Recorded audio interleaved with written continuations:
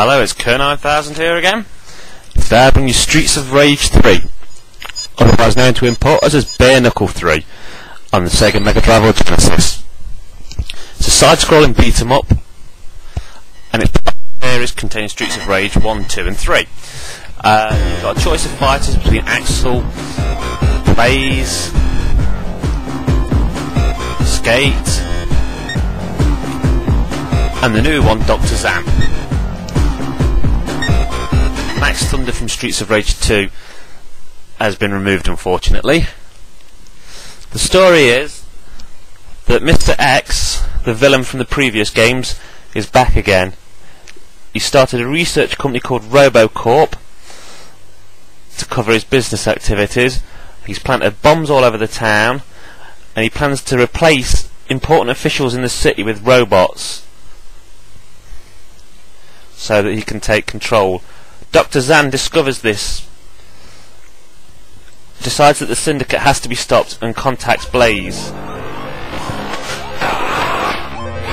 Okay, here I'm Axel Stone, who's the main tough guy of the unit.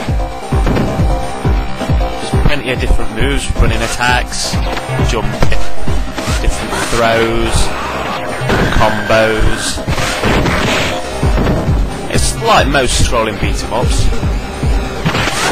but one of the main things you notice is the amazing music. I mean, for a Megadrive, this is brilliant. As a Megadrive owner, I was always sad when I'd hear SNES music and think of how poor Megadrive music was in comparison, but this was actually a soundtrack Megadrive owners could be proud of.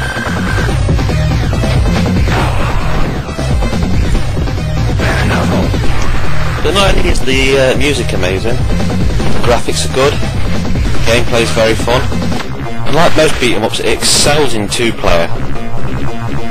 So, is it a good game? Yeah, I think it's one of the best. Is it better than Streets of Rage 2 though?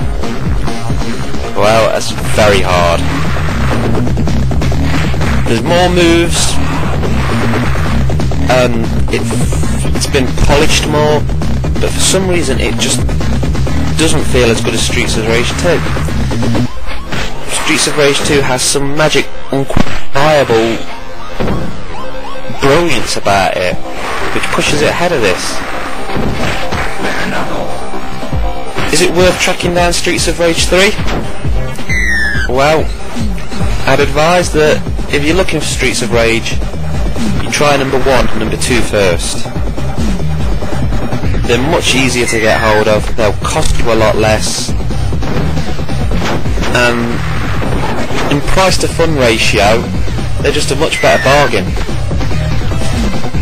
Also, it has to be noted that there's a lot of differences between Streets of Rage 3 and Bare Knuckle 3, which is the import version. For a start, the story to Streets of Rage 3 has actually been completely butchered, changing bits, leaving bits out. The most amusing change between Bare Knuckle 3 and Streets of Rage 3 though is a character called Ash, who...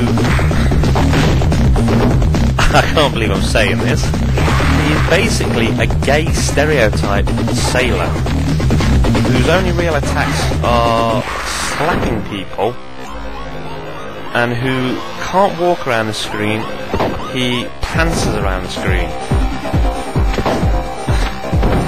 If you can get hold of the Japanese game, you can actually play him as a secret character.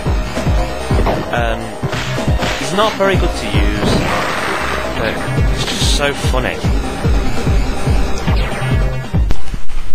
So you're probably wondering, like I was, is there anything about the English version that's actually better?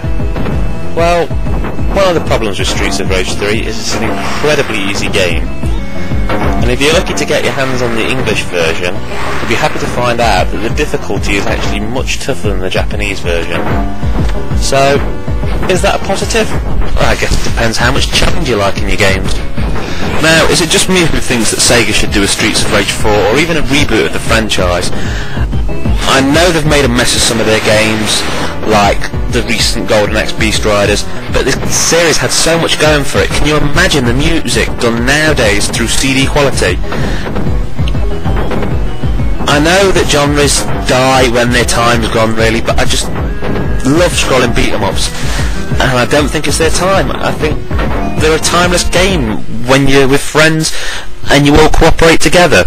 What does everybody else think? If you'd like to leave it in the comments, I'd greatly appreciate it.